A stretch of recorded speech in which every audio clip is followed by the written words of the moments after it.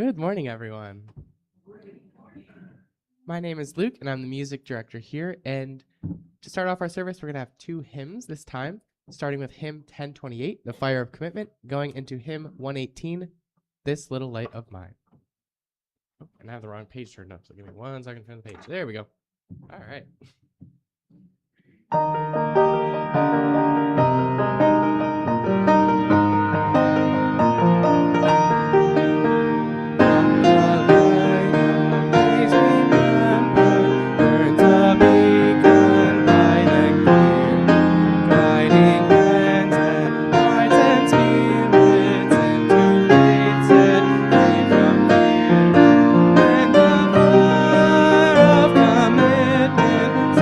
Our mind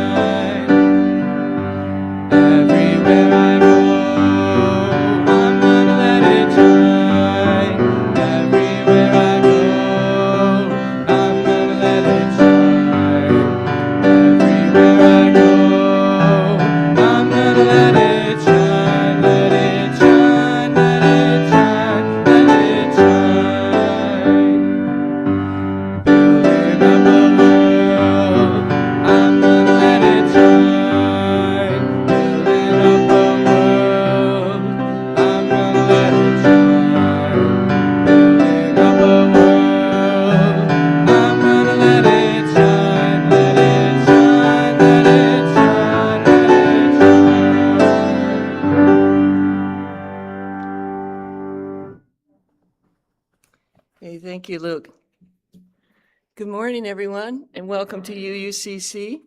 I'm Stephanie Grathwohl, and I'm thrilled to see everyone here, whether in the sanctuary or joining us on Zoom or YouTube. For those in the sanctuary, it's a reminder that this service is being recorded for YouTube.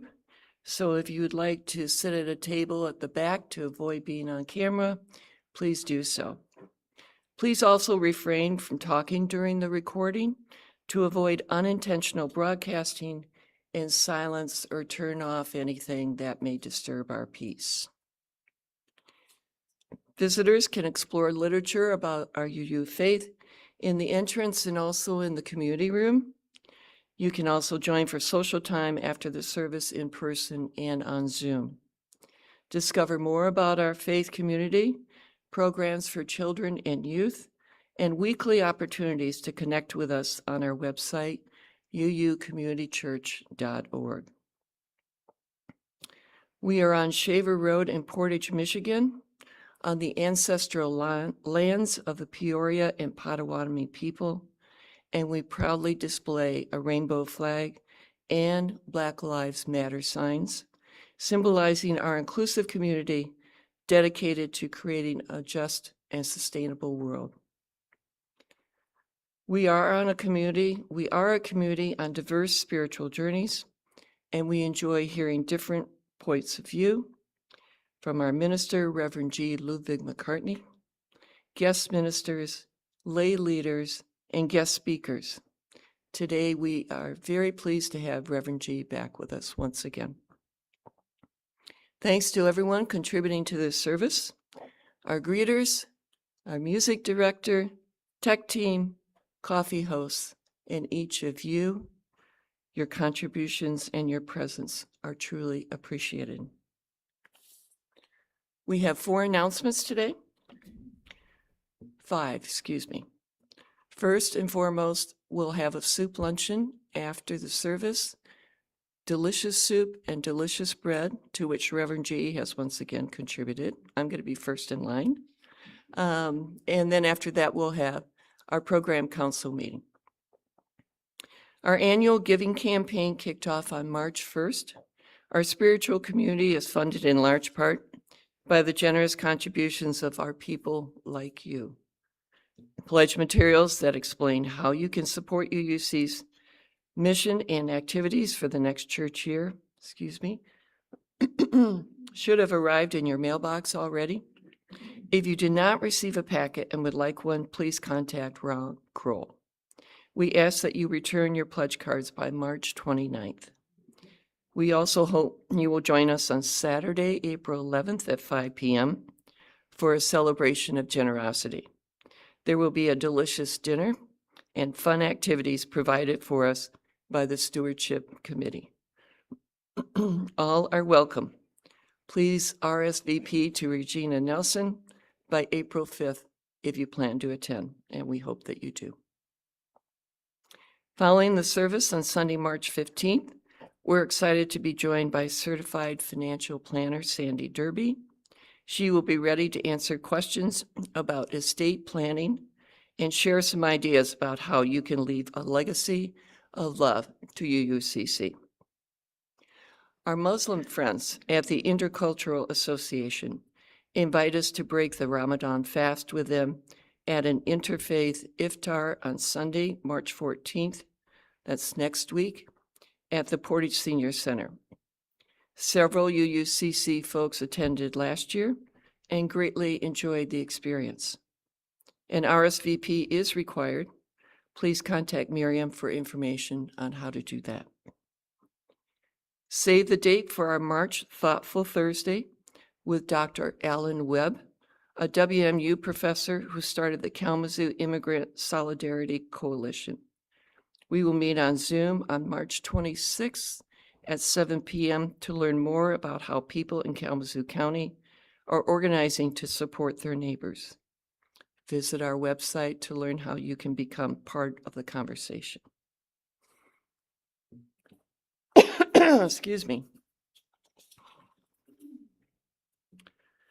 Today around the world, Unitarian Universalists continue to light the chalice As truth seekers, we pursue a resilient truth that withstands questioning and doubts. The flame serves as a constant reminder of our shared values, bringing them to life in our community. In the light of truth and the warmth of love, we gather to seek, to sustain, and to share.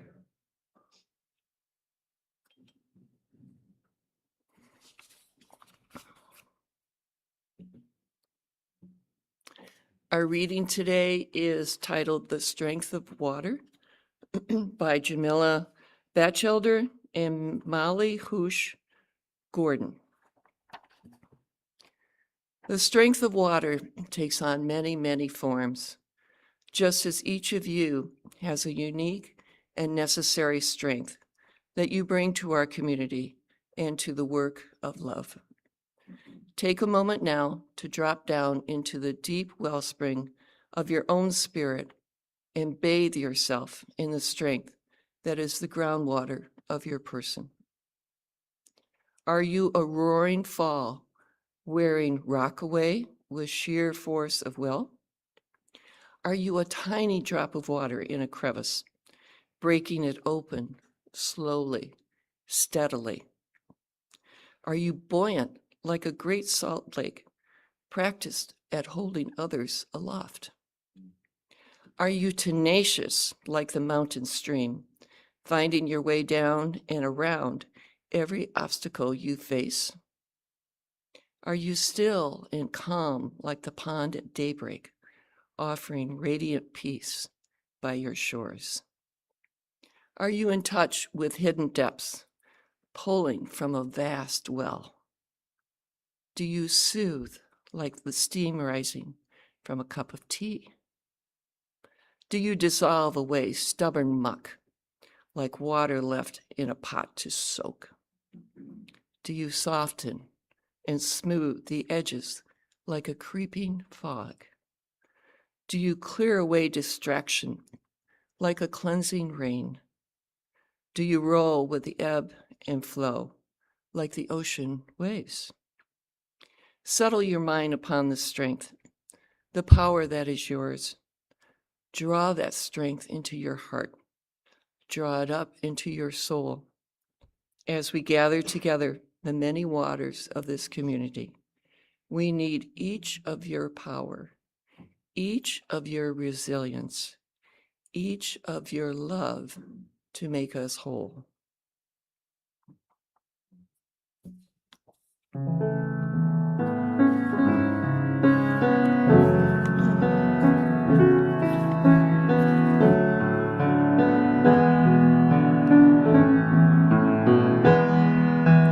All we can do is be there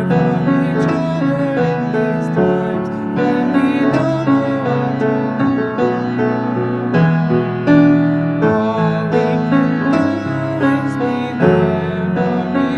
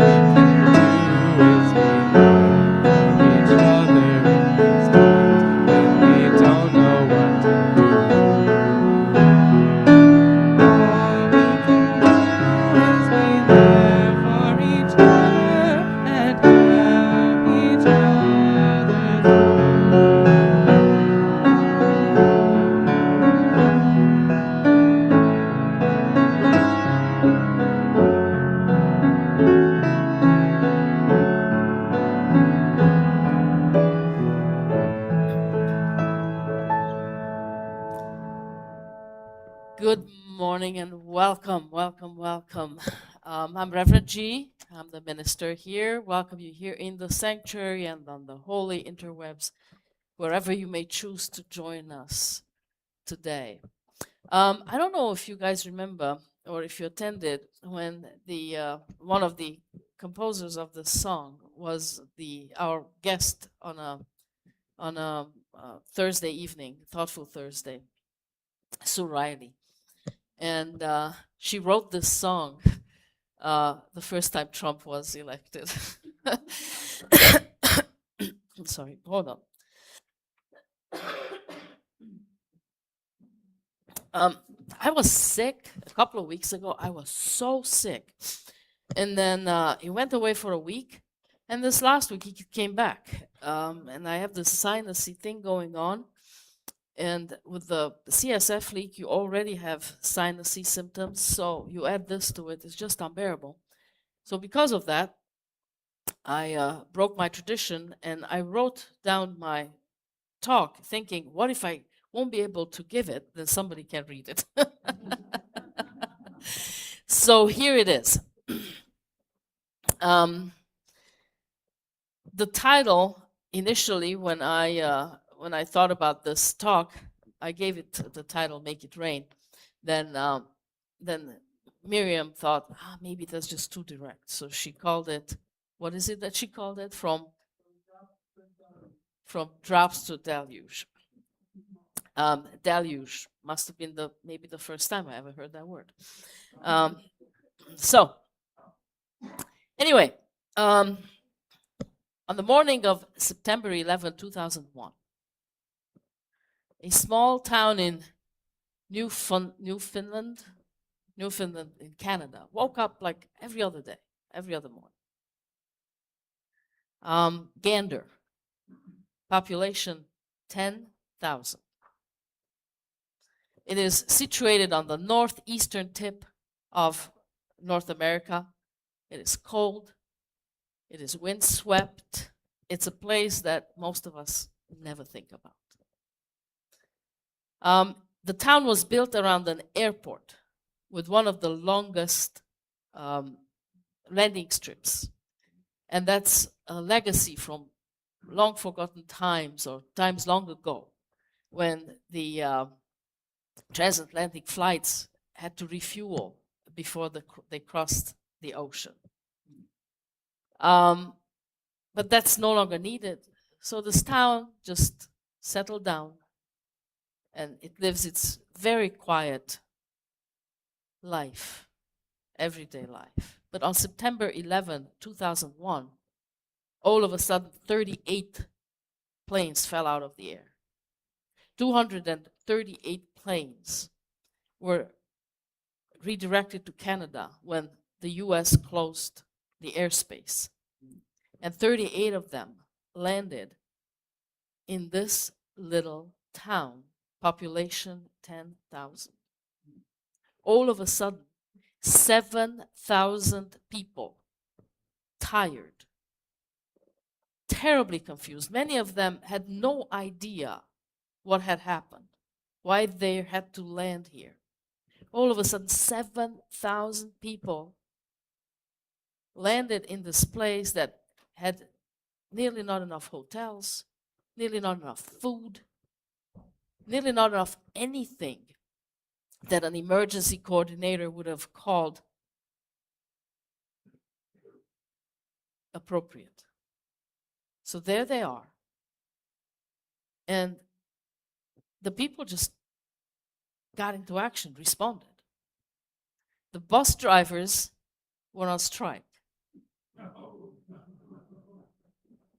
They broke the picket line and they drove buses to bring the people into town.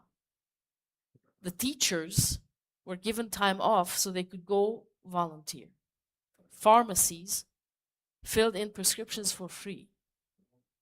The people went home, they emptied their fridges, and they came back with whatever they had. They opened up churches, they opened up Legion halls, hockey arenas, everything that they could, they opened up. And they housed these people. A woman named Janice, who was a local reporter. She was asked afterwards, why did the town responded the way it did? And she looked genuinely confused, puzzled by the question. She said, for us, it was just every day. You don't turn your backs on people in need. You don't turn your backs on people in need. It wasn't heroism. It wasn't sacrifice of the grand cinematic, in the grand cinematic sense. It was just ordinary people showing up in extraordinary ways when life and love called upon them. Now, what Gender had, I suggest, was a covenant, not one that they recite every Sunday morning, but one that they lived every day, and they lived it so much that it just became their second nature. It just became who they are, deeply lived, this bone level deep commitment to just be good people who show up to do good things, especially when life calls on them. They did it without hesitation. They did it without calculation. What's in it for me? They did it because there it was, something needed to be done. And who else if not me? I think that that community and our community might have quite a bit in common. So every Sunday, we light the chalice. And then we say the words, in the light of truth and the warmth of love, we gather to seek, to sustain, and to share. And just like in a room, at home, your living room, you're there a lot. You have all this comfortable furniture. You broke it in. You don't even see it anymore. You just know it's there. You rely on it, but you don't see it anymore. And sometimes I wonder that the thing we recite here, we do it so often that it becomes just, inaudible. Like we don't really register it anymore. But today I want us to. Today I really want us to. In Unitarian Universalism, the theological concept at the center of our communal life is not a creed. It is something different. It's a covenant. And there's a huge difference between them. A creed says, this is what I believe. A covenant says, this is what I promise. Creed says, this is what I believe. And a covenant says, this is what I promise. This is what I commit to. This is going to be the quality of my relationship with you. A creed you can recite and forget. A covenant is a living thing. A covenant requires tending to. A covenant demands something from you. And it constantly calls you back to the best version of yourself. Reverend Barbara Wells ten Hove said, we are not a creedal people. We are a covenantal people. The question is not what you believe, but what you promise. but what you promise. So what have we promised? We promised to seek. This is that intellectual and spiritual honesty at the heart of our congregation. We seek. We are willing to question. Don't we say that? The platform reader always says, we are the kind of people who are willing to question anything, unafraid to question anything, even when the questioning is uncomfortable or the answer that may come to us might also be uncomfortable. We are willing to be these questioning people, and that's why we keep attracting the people that we keep attracting. These are people who couldn't stay somewhere where certainty was required. Ain't that the truth? We gather to seek. We gather to sustain. And this is the stewardship season. So this sustaining is this, it leads us into this stewardship season. We don't sustain in the abstract. Oh, we love this community. Oh, we attend it. Oh, how much we care for it. No. We sustain this community in a very real, sustain becomes a verb here. We live into it. We sustain the people who make it possible. We sustain the building. We sustain everything that it is required for this community to keep going. We do this with our presence. We do this with our resources and with our willingness to show up. To show up. Miriam puts out the call and boom, a bunch of soup shows up and bread shows up and we get to share food together. The call goes out and we show up time and again, time and again. We also gather to share. And this is the pledge itself, the concrete, annual, deeply human act of opening your hands and giving. Giving so we can sustain that which we love, that which we keep coming back to, because there's something in it for us. Because something about this is worth sustaining. Our sharing says and our giving says that I am not a spectator here. Our giving is not just an act of charity, it is an act of belonging.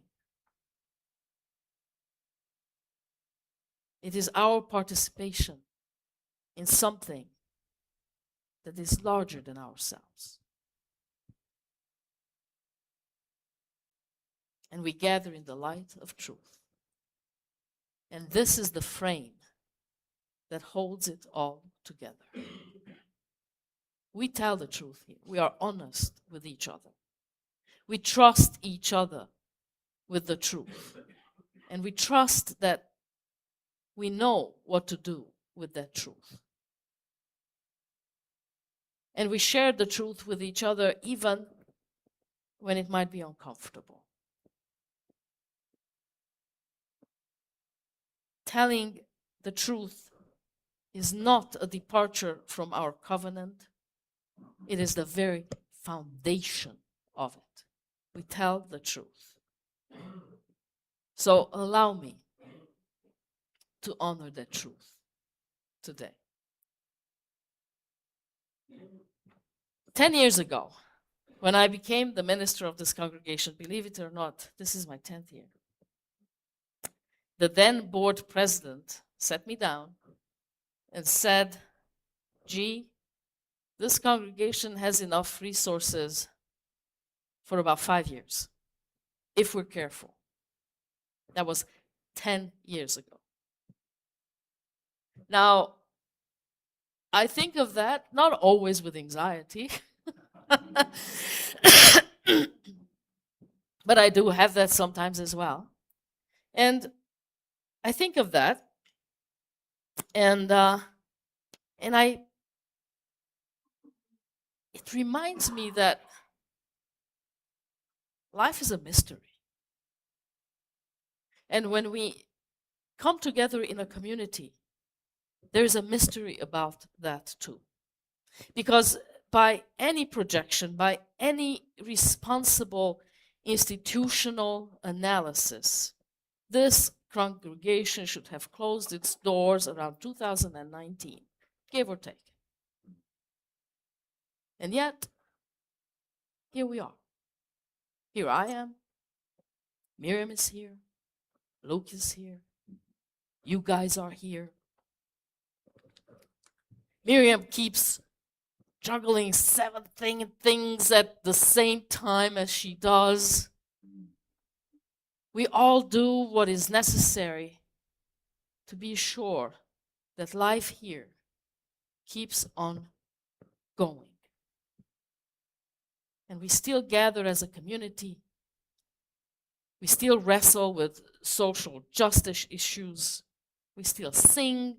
We still have fun. We share the bread, eat soup together. And we do this in ways, big and small. Most of them never make it into the annual report. But I argue, but it's the juice. It's the base. It's the soul of this community.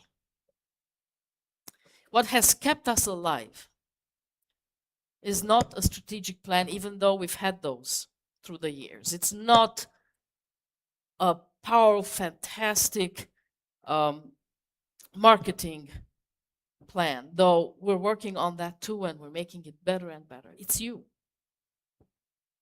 It's you that's kept us going year after year. Your faithfulness, your commitment, your covenant, your promise to this community, to keep it going. To keep it going. Still, again, choose it time and again. Albert Einstein said, "The most beautiful thing we can experience is the mysterious. It is the source of all true art and science." This year, we lost a significant giver.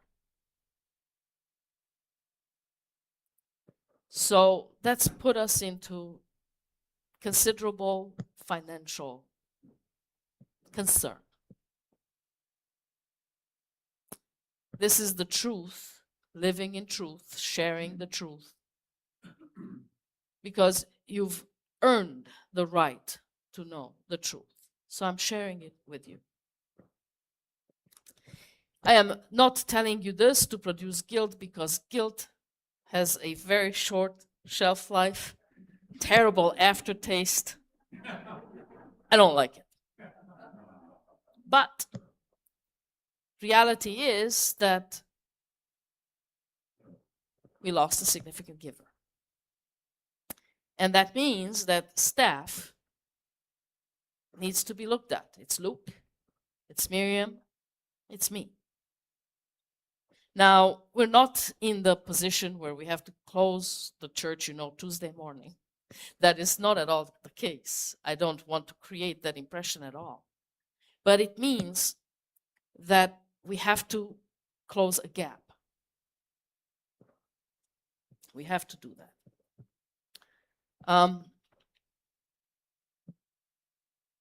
I've been here for 10 years. In 6 of those years, I've struggled with my own health uncertainties. And on the 17th of this month, I'm going back to LA, and I always hope that this is the last chapter of my struggles. But of course, that's the very definition of uncertainty. You do not know. And I've learned a few things through my uncertainties, through my health journey. And I've learned that uncertainty is not the opposite of meaning. In fact, I think that's exactly where meaning lives. The mystery of life is to carry on, even though you don't know how it ends. And I know that on a personal level. I know that for this community, and by golly, for our nation, and now the world. We don't know how it all ends. All we know is that this is worth doing in spite of it. It is worth showing up here and for this in spite of it. The Hebrew word teshuvah is often translated as repentance, but there's a truer translation.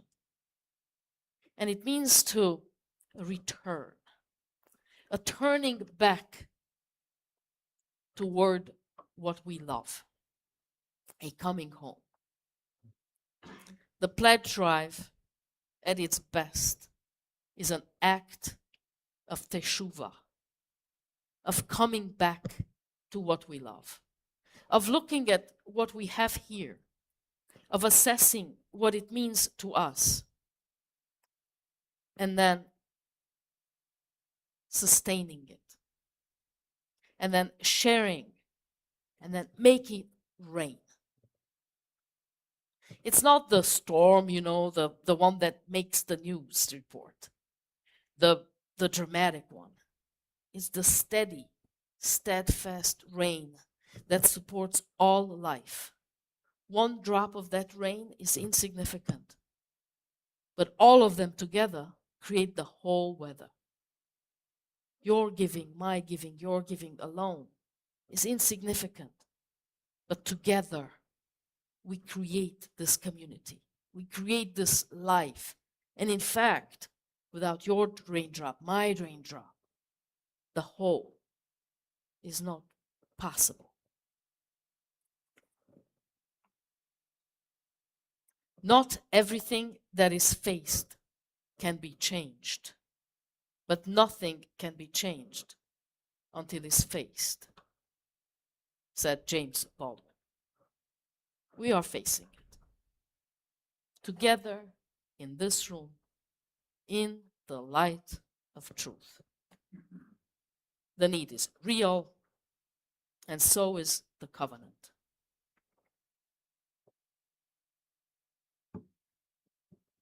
This faith that has carried us this far is not a faith that guarantees outcomes, but it is a faith that is worth showing up for. Now, back to Gander. Do you know what the local TV channels were broadcasting that morning? They didn't say, folks, we're in crisis. They didn't say, folks, you got to come and save us. No. This is what they said. Lend a hand, do what you can. Lend a hand, do what you can. And that is what I'm asking you to do. Lend a hand and do what you can. Look at what you got. Don't think about what you've given last year. Don't think about what others might be giving. Don't compare. Look at what you can give.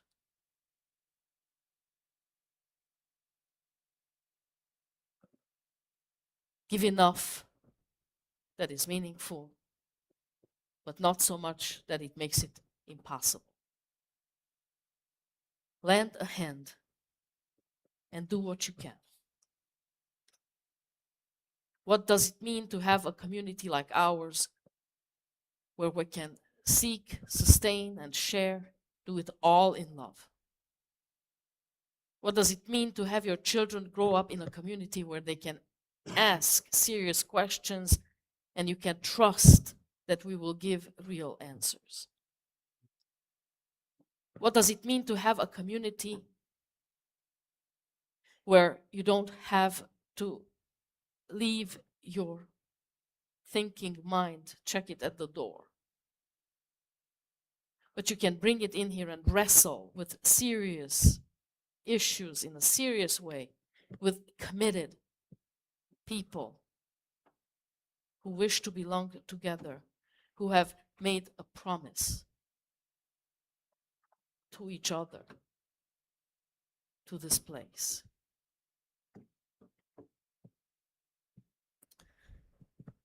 The passenger stranded in Gander never forgot what happened there.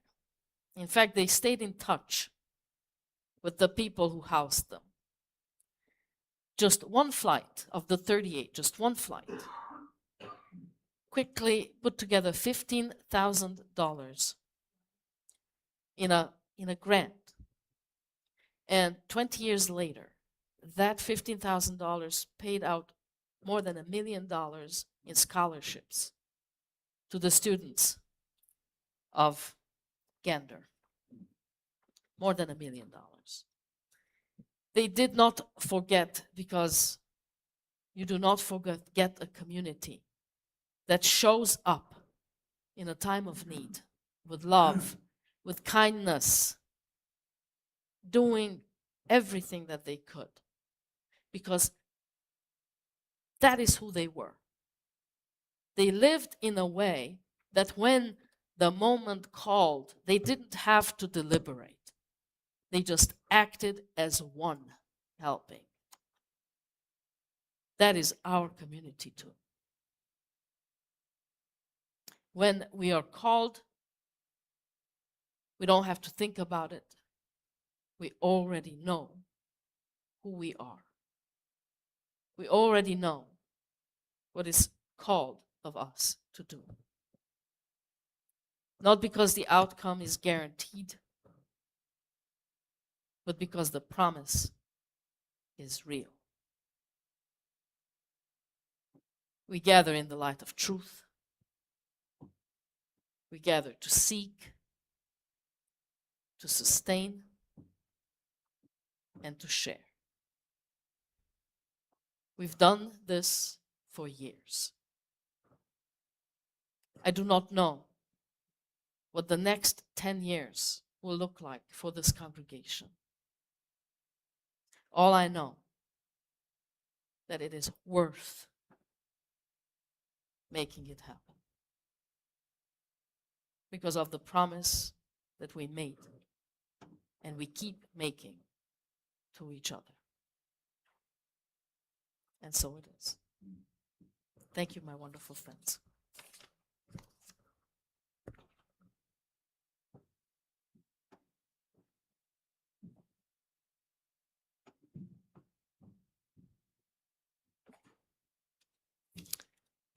Yes, indeed, a promise we've been making to each other for 30 years now. Our lives are filled with many blessings. Let's come together with gratitude and love to share a part of these gifts to support our faith community. You can show your love by giving in a practical way to keep our space vibrant and share our positive message. On the screen are noted ways to give, and our ushers here in the sanctuary are ready to collect our offerings. Together we make a meaningful impact through our shared generosity.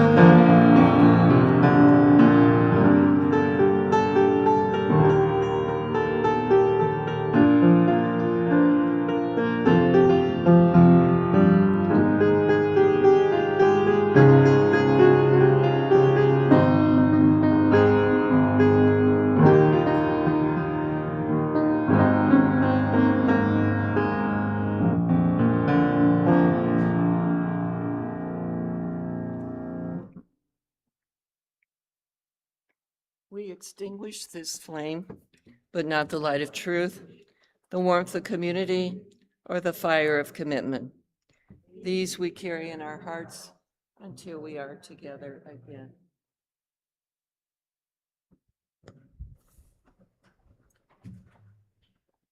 In the light of truth and the warmth of love, we gather to seek, to sustain, and to share.